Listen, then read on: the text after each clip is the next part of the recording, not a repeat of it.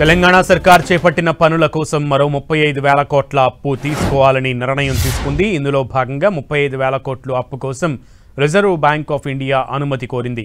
RBI నుంచి 1,000 కోట్లు అప్పు తీసుకోనుంది తెలంగాణ సర్కార్. యంగ్ ఇండియా స్కూల్స్ కు 30,000 కోట్లు ఖర్చు చేయనుంది ప్రభుత్వం. మూసీ సుందరీకరణ కోసం 4,100 కోట్ల రూపాయలు ఖర్చు చేయాలని భావిస్తోంది. ఈ కొత్త అప్పుతో ఇప్పటివరకు కాంగ్రెస్ సర్కార్ చేసిన అప్పు 2,34,500 కోట్లకు చేరింది.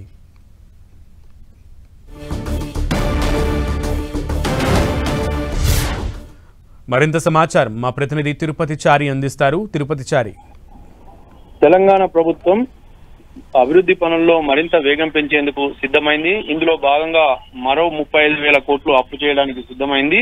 ఒకవైపు రిజర్వ్ బ్యాంకు ఈ మేరకు తన ప్రతిపాదనలు సిద్ధం చేసి పెట్టింది.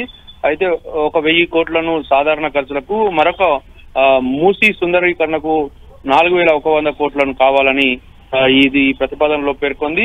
అయితే యంగ్ ఇండియా స్కూల్స్ కోసం 30,000 కోట్లు కావాలంటూ కూడా ఆర్బీఐ దృష్టికి రాష్ట్ర ప్రభుత్వం తీసుకెళ్లింది. ఇప్పటి వరకు ఇవన్నీ కలుపుకుంటే ఇప్పటి వరకు 2,34,500 కోట్లకు చేరనున్నట్లుగా తెలుస్తోంది. మొత్తానికైతే రాష్ట్ర ప్రభుత్వం 21 నెలల్లోనే ఈ అప్పు ఇంతకు చేరుతోంది. అయితే గతంలో ఇటు బీఆర్ఎస్ పార్టీ చేసిన అప్పుపై కాంగ్రెస్ విమర్శలు చేసినప్పటికీ కాంగ్రెస్ ప్రభుత్వం కూడా అప్పులు చేసుకుంటూ అభివృద్ధి పనులు చేపడుతుందనే విమర్శలు కూడా ఇప్పుడు వినిపిస్తున్న పరిస్థితి నెలకొంది. ఓకే చారి.